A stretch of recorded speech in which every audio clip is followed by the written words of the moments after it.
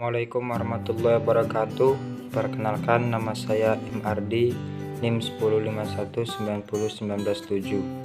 Baiklah, di sini saya akan menjawab pertanyaan tugas UAS dari dosen pengampu Pak Z Haryanto.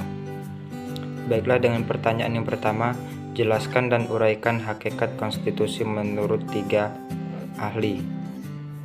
Menurut ahli yang pertama, menurut L.J. van Apeldoorn, konstitusi adalah hukum dasar yang mencakup undang-undang dasar, yakni hukum dasar tertulis dan hukum dasar yang tidak tertulis atau dikenal dengan sebutan konvensi. Menurut pendapat kedua dari E.C.S. Wade, konstitusi merupakan naskah yang memaparkan rangka serta tugas pokok dari bahan pemerintahan suatu negara dan menentukan pokok-pokok panduan kerja badan tersebut. Menurut yang ketiga, menurut Jimli Asidiki, konstitusi adalah undang-undang dasar yang dalam hierarki hukum memiliki kedudukan paling tinggi dan bersifat fundamental, sehingga peraturan-peraturan di bawahnya tidak boleh bertentangan dengannya. Pertanyaan yang kedua, jelaskan tentang teori perubahan konstitusi menurut 2 orang ahli dan uraikan tata cara proses perubahan konstitusi di Indonesia. Perubahan konstitusi menurut pendapat yang pertama dari At-Tamimi 1990-215, suatu konstitusi atau undang-undang dasar berfungsi sebagai pemberi, pegangan dan pemberi tugas, mengatur bagaimana kekuasaan negara dijalankan. Sebab tujuan dari konstitusi menurut Projodikoro 1983 12-13 ialah mengadakan tata tertib tentang lembaga kenegaraan, wewenang-wewenangnya dan cara bekerjanya, dan menyatakan hak-hak asasi manusia yang harus dijamin perlindungannya. Selanjutnya, Kusnardi 1988-65 menegaskan bahwa suatu konstitusi memerlukan 2 syarat yang harus dipenuhi, yaitu syarat mengenai bentuk dan isinya. Bentuk konstitusi sebagai naskah tertulis yang merupakan undang-undang yang tertinggi yang berlaku dalam suatu negara. Isi konstitusi merupakan peraturan yang bersifat fundamental, artinya tidak semua masalah yang penting harus dimuat dalam konstitusi, melainkan hal-hal bersifat pokok, dasar atau azas-azas saja.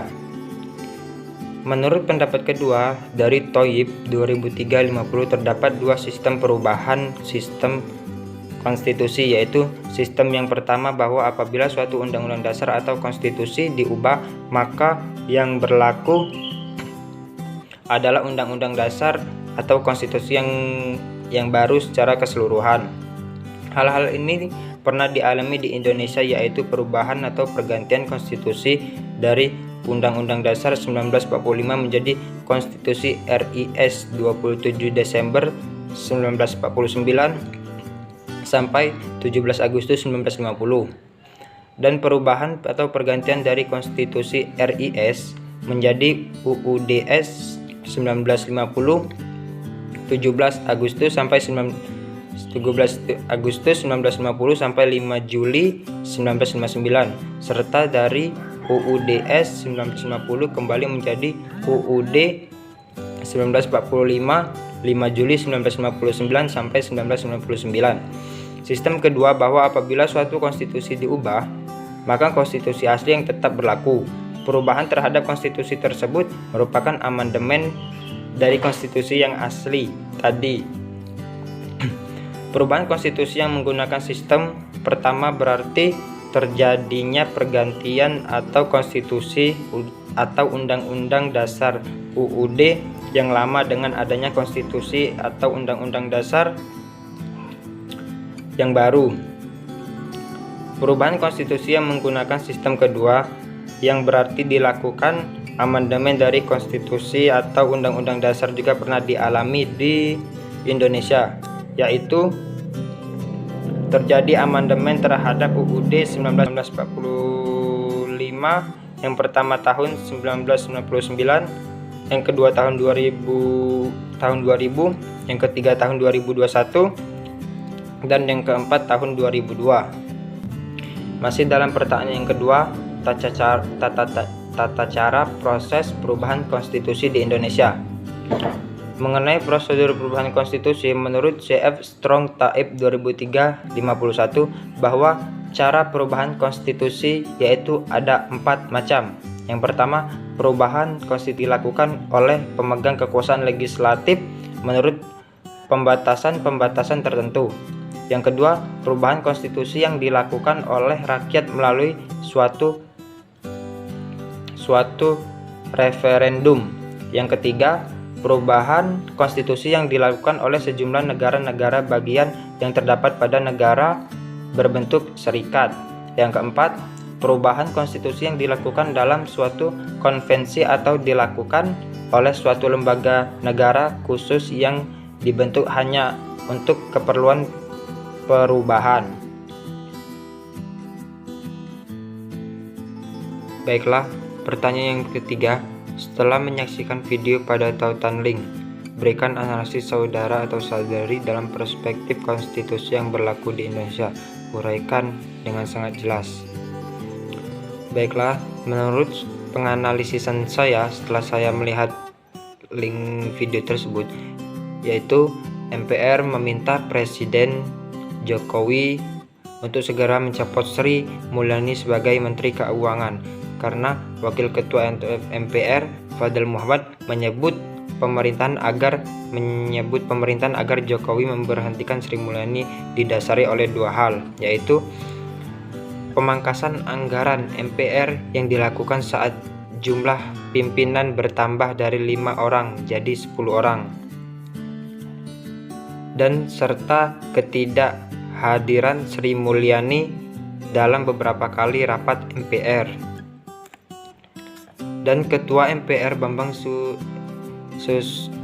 Susatyo juga menegaskan sudah berapa kali diundang oleh MPR, pemimpin MPR Sri Mulyani tidak pernah datang. 2 hari sebelum diundang rapat, dia selalu membatalkan kedatangan tersebut. Ini menunjukkan bahwa Sri Mulyani tidak menghargai MPR sebagai lembaga tertinggi tersebut.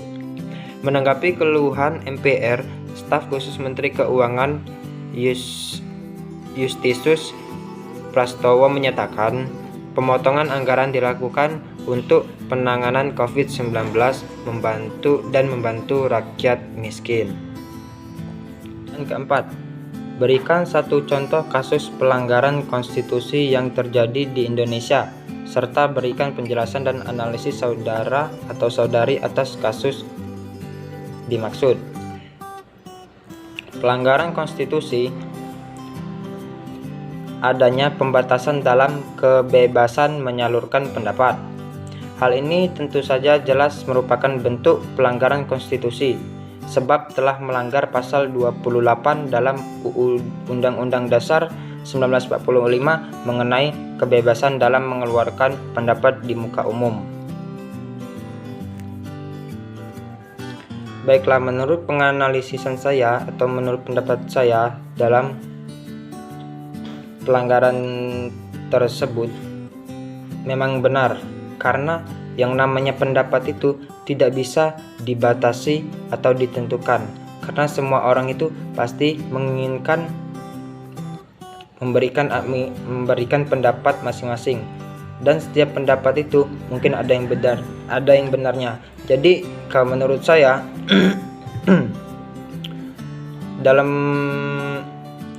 adanya pembatasan itu tidak suatu hal dijadikan dalam suatu pembatasan. Yang namanya pendapat itu pasti tidak ada batasannya. Baiklah, mungkin cukup itu saja yang dapat saya sampaikan. Sekian dan terima kasih. Wassalamualaikum warahmatullahi wabarakatuh.